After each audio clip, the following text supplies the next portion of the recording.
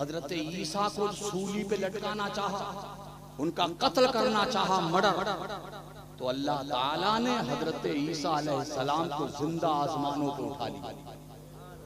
ये पूरा कुरान में है। अल्लाह फरमाता वमा कतलूहु वमा सलबूहु, ना वो लोग हजरत ईसा को कत्ल कर सके और ना उनको सूली पे चढ़ा सके, अल्लाह ने उन्हें जिंदा आसमानों पे उठा लिया। उनकी दुआ को मुकम्मल करने के लिए मेरा परवरदिगार उन्हें कुर्बे क़यामत फिर दुनिया में वापस भेजेगा। और हजरत ईसा अलैहिस्सलाम 40 साल हुकूमत करेंगे, आएंगे फिर हजरत ईसा अलैहिस्सलाम। हजरत ईसा नबी रसूल आते रहे, अंबिया आते रहे, उम्मतें आई उनकी। अल्लाह ने फरमाया आदम, मैं अपने महबूब को जो उम्मत दूंगा उसे खैरुल उम्मत का भी लक़ब दिया जाएगा और उम्मते मरहूमा का भी लक़ब दिया जाएगा। ये अल्लाह उनकी खुसूसियत क्या होगी? परवरदिगार ने फरमाया एक खासा उस उम्मत का ये होगा कि वो सारी उम्मतों में सबसे अजीम मर्तबे पे फायज होंगे। बेशक सुभान अल्लाह, सुभान अल्लाह। सारी उम्मतों से उनका मर्तबा अलग होगा, सबसे बड़ा मर्तबा होगा। हजरत आदम ने कहा अल्लाह, जब उनका मर्तबा सबसे आला होगा तो तू उन्हें सबसे लास्ट में क्यों भेजेगा, सबसे आखिर में क्यों भेजेगा? पहले भेज देना। ये अल्लाह पहले भेज दे अपने महबूब की उम्मत को। अल्लाह ने फरमाया नहीं, मैं अपने महबूब की उम्मत को सबसे लास्ट और आखिर में इसलिए भेजूंगा ताकि मेरे महबूब की उम्मत किसी के सामने रुसवा ना होने पाए। बेशक बेशक बेशक सुभान अल्लाह। रुसवा ना होने पाए क्या मतलब? यानी उनकी रुसवाई किसी के सामने ना हो। क्या मतलब? जैसे आज आपके सामने मुफ्ती साहब हदीस का दर्स देते हैं, मिशकात शरीफ पढ़ के सुनाते हैं, आप तकरीर खिताब फरमाते हैं, पिछली उम्मतों का जिक्र आता है कि फलां नबी की उम्मत ने ये गुनाह किया था तो उनकी पेशानी पे लिख जाता था, उनके दरवाजों पे नोट हो जाता था, उनकी सूरतें बदल दी जाती थी, किसी को जिंदा दरिया में गरक कर दिया जाता था, किसी को जिंदा जमीन में धंसा दिया जाता था, उनके गुनाह करने की बुनियाद पर किसी को बंदर बना दिया जाता था, किसी को सुअर बना दिया जाता था। ये तमाम किस्से आज हम पढ़ते हैं ना, उनकी सब कहानियां हमारे सामने बयान होती हैं। अल्लाह ने फरमाया आदम, मैं उन्हें सबसे आखिर में इसलिए भेजूंगा कि सबके किस्से, सबकी कहानियां उनके सामने बयान हो, मगर उनकी कहानी किसी के सामने बयान ना हो, उनका किस्सा किसी के सामने बयान ना हो। इसलिए कि अगर उनकी कहानी, उनका किस्सा किसी और के सामने बयान होगा तो मेरे महबूब की उम्मत रुसवा हो जाएगी। और मेरी रहमत की गैरत को ये गवारा नहीं है कि मेरे महबूब की उम्मत का कोई फर्द किसी के सामने रुसवा होने पर। नारे तकबीर, नारे रिसालत, नारे हैसियत, हजरत मौलाना हनीफुल कादरी साहब क़िबला, सरज़मीन बुढ़वा, अंजुमन आशिकान आला हजरत कमेटी बुढ़वा, नारे तकबीर। तवज्जो है, सब कहिए सुभान अल्लाह, सुभान अल्लाह। नींद तो नहीं आ रही है किसी को? इंशाअल्लाह नींद आएगी। अब सुनो, नबी आते रहे, रसूल आते रहे, पैगंबर आते रहे। हजरत ईसा अलैहिस्सलाम के बाद जब उन्हें जिंदा आसमानों पे उठा लिया, फिर कोई नबी नहीं आया, रसूल नहीं आया। ये सिलसिला 1-2 साल नहीं, 570 साल का लंबा जमाना गुजरा। इस बीच कोई रसूल नहीं आया, कोई पैगंबर नहीं आया, कोई नबी नहीं आया। नबियों की जो तालीमात थी वो इंसानों के दिमाग से निकलती गई। वो जो शरीयतें लाए थे, अल्लाह की तरफ से किताबें लाए थे, उन किताबों में भी बदलाव कर दिया, चेंजिंग कर दी शरीयतों में। घटा टोप अंधेरा छाने लगा जमाने पर, और इंसान, शक्ल तो इंसानों जैसी थी मगर वो खुद इंसान न रहा, जानवरों से बदतर बन गया था इंसान। चौपायों से ज्यादा घिर गया था इंसान, बेलगाम हो गया था इंसान। इंसान इतना कट्टर हो गया था कि ऐसा लगता था कि इनके सीने में गोश्त का धड़कता हुआ दिल नहीं है, बल्कि इनके सीने में उस गोश्त के दिल की जगह कोई पत्थर का दिल रख दिया गया। इतने कठोर बन गए थे ये इंसान, इतने बदतरीन जालिम बन गए थे ये इंसान। किसी की इज्जत महफूज नहीं थी, किसी का वकार महफूज नहीं था, किसी कमजोर की कमजोरी की हिफाजत नहीं की जाती। जालिम बन गया था इंसान। और कितना गिर गया, कितना निचले सतह पे आ गया था इंसान, कितना गया गुजरा था ये इंसान।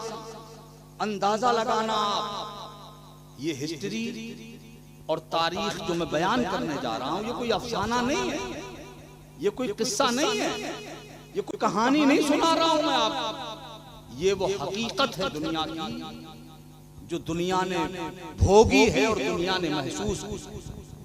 570 साल का लंबा जमाना गुजरा। इस बीच कोई नबी तो आया नहीं, कोई रसूल नहीं आया। फिर मशीयत ने इरादा फरमाया कि अपने बंदों की रहनुमाई के लिए अपने महबूब को दुनिया में जलवागर किया जाए। कैसे जमाने में आए मेरे रसूल, कैसे दौर में आए मेरे आका।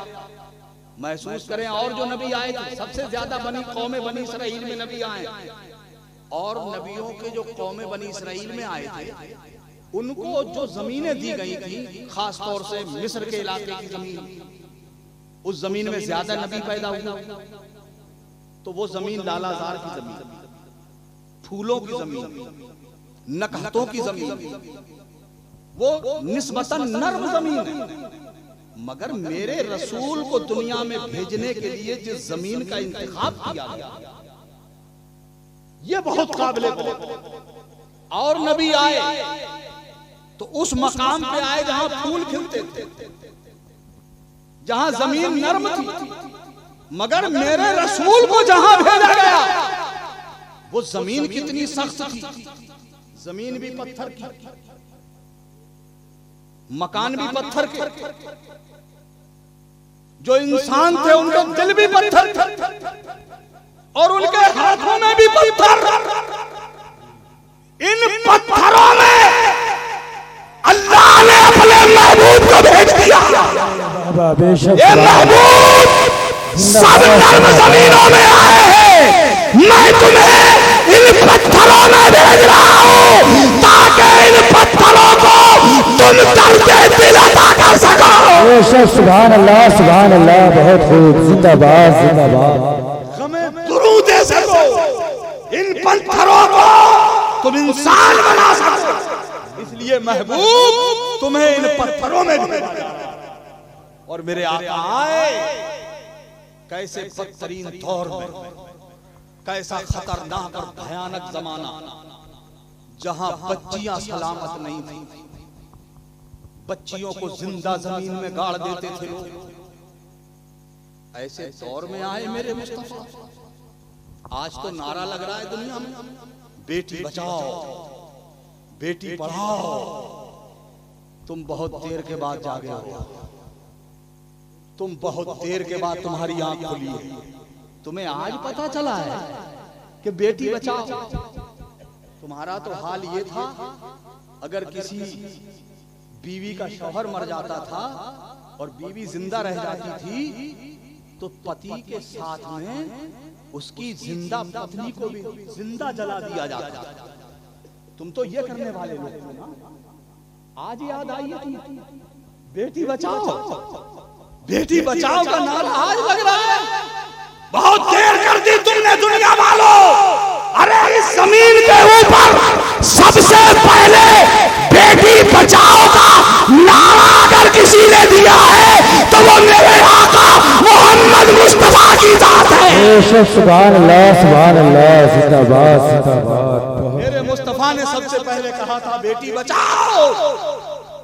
और क्या कहा था मेरे हुजूर? ए मेरे उम्मतियों, अल्लाह जिसे 4 बेटियां दे दे और वो चारों बेटियों की परवरिश करे, फिर उनको उनके शौहरों के यहाँ रुखसत कर दे। मेरे आका फरमाते हैं मैं वादा करता हूं वो जन्नत में जाएगा। हुजूर फरमाते हैं मेरा वादा है वो, सब बोलो यार सुभान अल्लाह, जन्नत में जाएगा। एक सहाबी मजमे में बैठे हुए थे,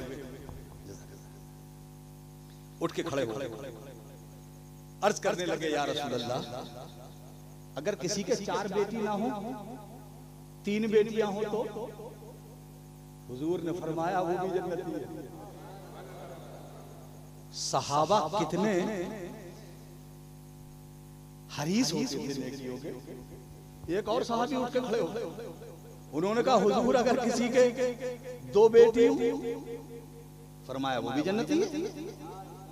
एक सहाबी और उठ के खड़े हो गए, अर्ज किया मेरे आका अगर किसी के 1 हो? मेरे हुजूर ने फरमाया कि अल्लाह के खजाने में कोई कमी है? मेरे यहाँ मेरे खुदा के यहाँ कोई कमी नहीं है, वो भी जन्नती। ये खबर मेरे हुजूर के घर तक, मेरे आका के घर तक आ गई ये बात। और मेरे हुजूर की एक बीवी थी, हम सब मुसलमानों की माँ, उम्मुल मोमिनीन हजरत आयशा सिद्दीका रज़ी अल्लाह ताला अन्हा, वो हुजूर के आने का इंतजार करने लगे। सरकार आए, सरकार का शान मुबारक में जलवा कर हजरत आयशा ने अर्ज किया मेरे आका जिसके कोई बेटी ना हो, हुजूर जिसके कोई बेटी ना हो, चूंकि हजरत आयशा के कोई बच्चा नहीं था, कोई औलाद नहीं थी हजरत आयशा। हजरत आयशा ने कहा मेरे आका 4 बेटियों वालों को जन्नत की बशारत मिल गई, 3 वालों को बेटी की 3 बेटियों वालों को जन्नत की खुशखबरी मिल गई, 2 बेटियों वालों को भी मिल गई, 1 बेटी वाले को भी मिल गई, और जिसके कोई बेटी ना हो उसके लिए क्या है? रहमत आलम मुस्कुराए, कायनात के दूल्हा मुस्कुराए, शहंशाह कौनो मकाम मुस्कुराए, आकाए तो जहां मुस्कुराए, और मुस्कुरा के फरमाया आयशा परेशान न हो, जिसके कोई बेटी न हो वो बेटी पैदा होने की तमन्ना कर ले, अल्लाह उसे भी जन्नत दे देगा। नारे तकबीर, नारे रिसालत, नारे गौसियत, मसलके आला हजरत, उलमाए अहले सुन्नत, नारे तकबीर। आरज़ू कर ले, वो ख्वाहिश कर ले कि मेरे यहाँ भी बेटी हो, तो अल्लाह उसे भी। ये बेटी बचाओ का नारा किसने दिया? मस्जिद नबवी शरीफ के करीब साहबा की अंजुमन लगी हुई थी, जैसे हम लोग मस्जिद के पास बैठे हैं, ऐसे ही मेरे आका मस्जिद नबवी शरीफ के करीब में बैठ जाते थे। साहबा अंजुमन की शक्ल में आके हुजूर के गिरद जमा हो जाते। हुजूर ने इरशाद फरमाया मन लम यरहम सगीरना व मन लम युअक्किर कबीरना फलैसा मिन्ना। हुजूर ने फरमाया ए मेरे जानिसार, जो हमारे छोटों पे रहम ना करे और जो छोटे बड़ों की इज्जत ना करे, फलैसा मिन्ना, वो हमारे रास्ते पर नहीं है, वो हम में से नहीं है। बेटा तवज्जो, लल्ला इधर बेटा, इधर। जो बड़ा छोटे पे रहम ना करे और छोटा बड़े की इज्जत ना करे, हुजूर फरमाते हैं वो हम में से नहीं। एक सहाबी वहां बैठे हुए थे, उनका नाम था हजरत कैस इब्न आसिम रज़ी अल्लाह ताला। ये फरमाने मुस्तफा उन्होंने सुना, सुन के पहले तो उनकी पलकें भीगी, आंखों में आंसू दबदबाए। मेरे आका ने उन्हें देखा कि कैस रो रहे हैं। हुजूर ने फरमाया कैस रो रहे हो? तो जैसे वो बच्चा जो रोने का प्रोग्राम बना रहा हो, आप उससे कह देना बेटा रो रहे हो तुम, वो फट पड़ेगा, वो चीख मार जाएगा, बिलबिला जाएगा। मेरे आका ने तो अपनी रहमत भरी जबान से पूछा था, मेरे आका की रहमत का आलम, मेरे सरकार अपनी रहमत भरी जबान से पूछे कैस रो रहे हो तुम? कैस फट पड़े, कैस बिलक बिलक के रोने लगे। अर्ज किया या रसूल अल्लाह, आप आए हैं तो जीने का सलीका मिला है हमें, आप आए हैं तो जीने का अंदाज मिला है हमें, आप आए हैं तो हम इंसान बन पाए हैं। मेरे आका, अभी आपने जो इरशाद फरमाया कि जो हमारे छोटों पे रहम न करे वो हम में से नहीं है, मेरे आका मुझे अपनी वो बेटियां याद आ गई जिन बेटियों को मैं अपने इन हाथों से जिंदा जमीन में दफन कर चुका हूं। कैस क्या कह रहे हो तुम? अपनी बेटियां तुमने जमीन में जिंदा गाड़ी है? हाँ मेरे आका, 5 बेटियां मैं अपने हाथों से जिंदा जमीन में दफन कर चुका हूं। मैं, मेरे आका, मुझे अपनी वो बेटियां याद आ गई, मैंने रहम नहीं किया था उन पे, और आपने फरमाया जो हमारे छोटों पे रहम ना करे वो हम में से नहीं है। मेरे मुस्तफा, मुझे अपनी बच्चियां याद आ गई। सरकारे कायनात की आंखों में आंसू आ गए। मुस्तफा जाने रहमत ने फरमाया, कैस जरा खुल के बयान करो, तुम कुछ छुपा रहे हो। हजरत कैस ने कहा, मेरे आका मेरी कहानी बहुत दर्दनाक है, मेरा किस्सा बहुत अलमनाक है मेरे मुस्तफा, बहुत कर्बनाक कहानी है मेरी जिंदगी की। फरमाया, कैस हम सुनना चाहते हैं, तुम बयान करो। हजरत कैस कहते हैं, या रसूल अल्लाह, मैं अपनी 4 बेटियों को पहले दफन कर चुका था, 4 बेटियों को मैं जिंदा जमीन में गाड़ चुका था, मगर जब 5वीं बेटी का नंबर आया, मैं मुल्क शाम के सफर को जा रहा था, मैंने महसूस किया कि मेरी बीवी के शिकम में एक नई जिंदगी सांस ले रही है। मैंने महसूस किया कि मेरी बीवी उम्मीद से है। मैंने उसे बुलाया और बुला के मैंने कहा अपनी बीवी से, शरीके जिंदगी मेरा इंतजार मत करना, अगर लड़की पैदा हो तो मेरा इंतजार मत करना, अपने हाथों से गला घोट देना उसका, और लड़का पैदा हो तो मोहब्बत से पालना उसे। ये कहकर मैं अपनी बीवी से मुल्क शाम के सफर को चला गया।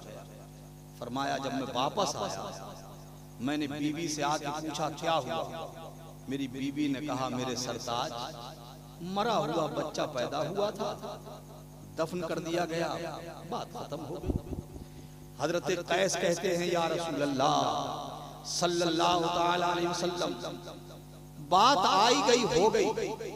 इसी 20, 7, 8 साल का लंबा जमाना गुजर गया। मैं एक दिन अचानक बगैर किसी प्रोग्राम के अपने घर में एंटर हुआ। मैं घर में दाखिल हुआ तो मैंने देखा एक बड़ी मासूम सी बच्ची, बड़ी हसीन, बड़ी भोली चेहरे वाली एक बेटी मेरी बीवी के पास बैठी थी, और मेरी बीवी उसके ऊपर मोहब्बत पाश नजरें डाल रही है, उसे ऐसे देख रही है जैसे एक माँ अपनी बेटी को देखती है। और मेरी बीवी उसकी जुल्फें संवार रही थी, उसकी जुल्फों में कंघा कर रही थी। मुझे तो बेटियों के वजूद से नफरत थी। मैंने अपनी बीवी के पहलू में वो बेटी बैठी हुई देखी, मुझे जलाल आ गया। मैंने कर्बनाक लहजे में अपनी बीवी से करख्त लहजे में कहा, कौन है ये जिसके साथ तुम इतनी मोहब्बत का बर्ताव कर रही हो?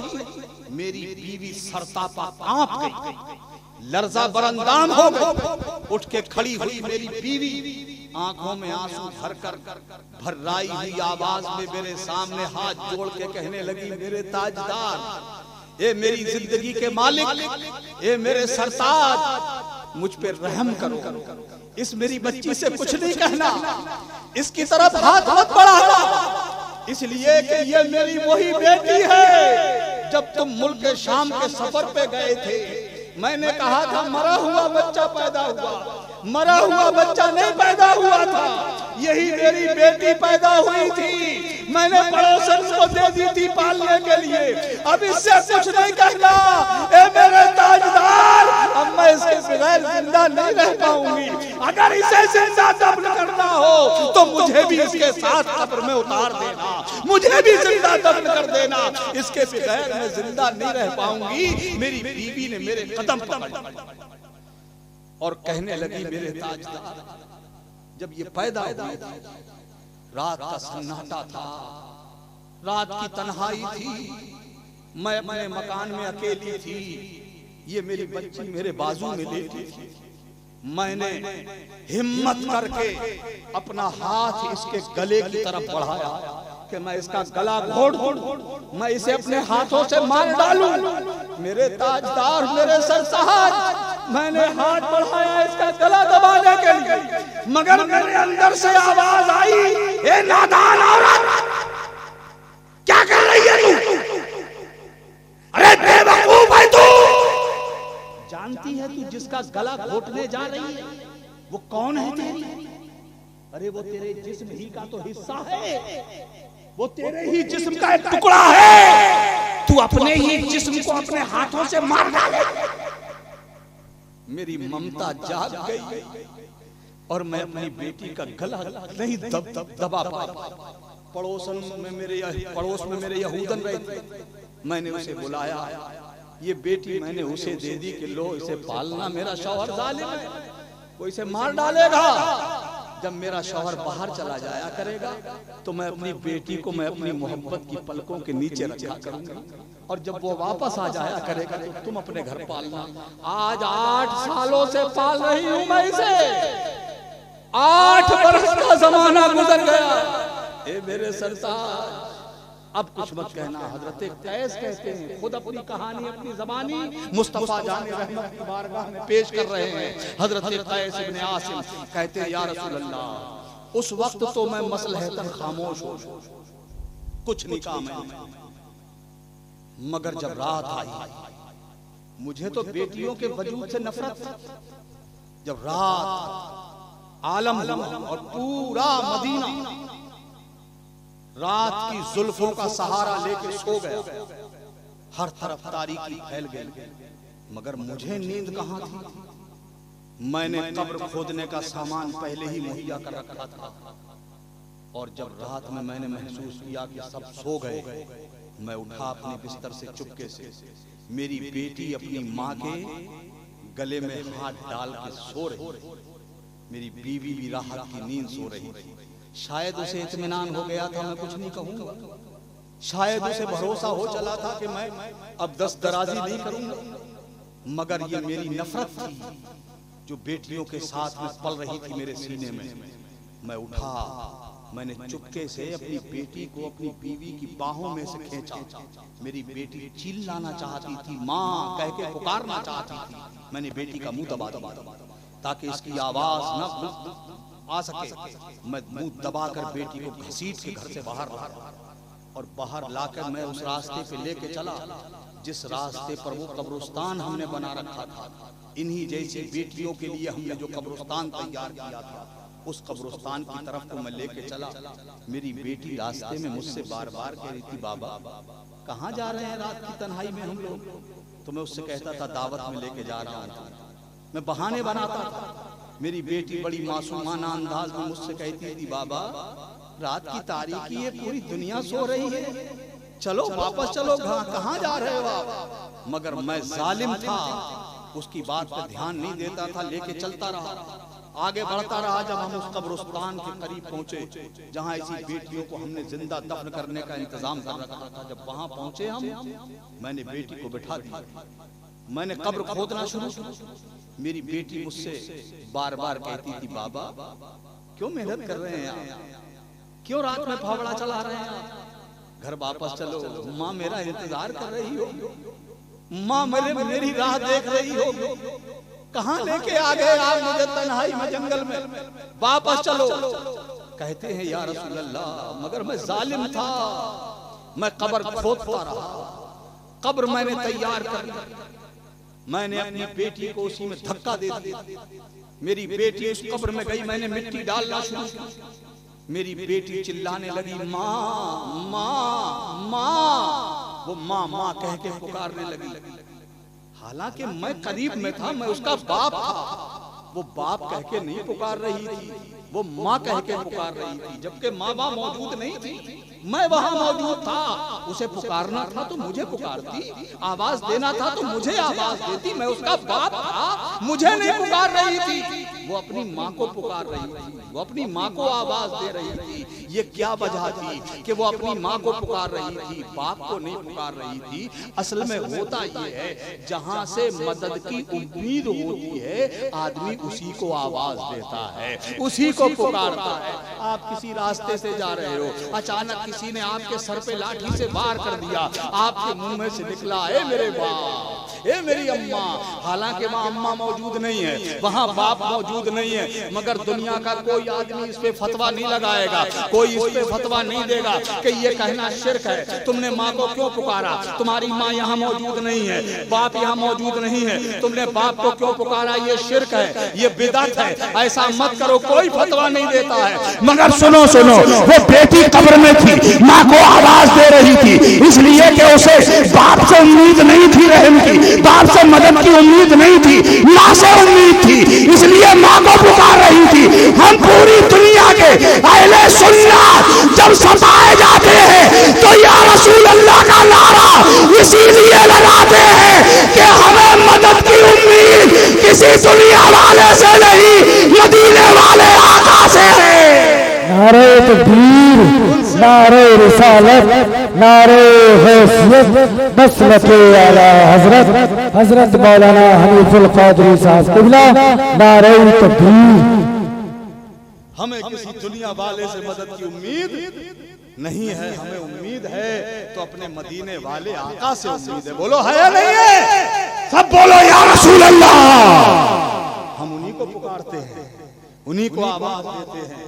कहते हैं हजरत कैस, मेरे आका, मेरी बेटी चीखती रही, मैं मिट्टी डालता रहा, वो चीखती रही, मैं मिट्टी डालता रहा, यहाँ तक के उसी रेत में, उसी मिट्टी में मेरी बेटी की आवाज दफ दफ, मैंने दबा दिया उसे। कब्र की मिट्टी बराबर की मैंने, और मैंने इत्मीनान कर लिया कि अब काम हो गया। उसके बाद मैंने सामान उठाया, वापस चला। अभी मैंने चंद कदम ही उठाए थे कि अचानक मुझे ऐसा लगा कि किसी ने मुझे बाप कह के पुकारा। मैंने पीछे पलट के देखा तो कब्र की मिट्टी बराबर थी। मैं समझा शायद मेरी बेटी कब्र से निकल आई और मुझे पुकार रही है। पलट के देखा मैंने, मिट्टी बराबर थी, सन्नाटा था।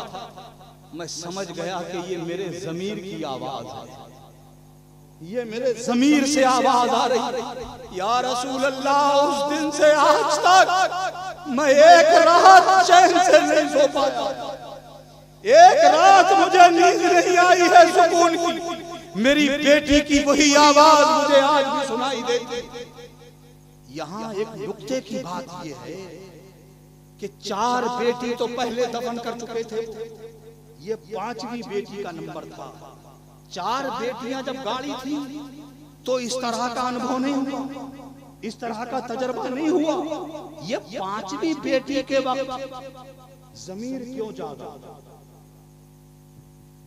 ये 5वीं बेटी दफन करने के बाद दिल में और ज़मीर में ये रोशनी क्यों पैदा हुई? ये नुक्ते की बात क्यों पैदा हुई? इसलिए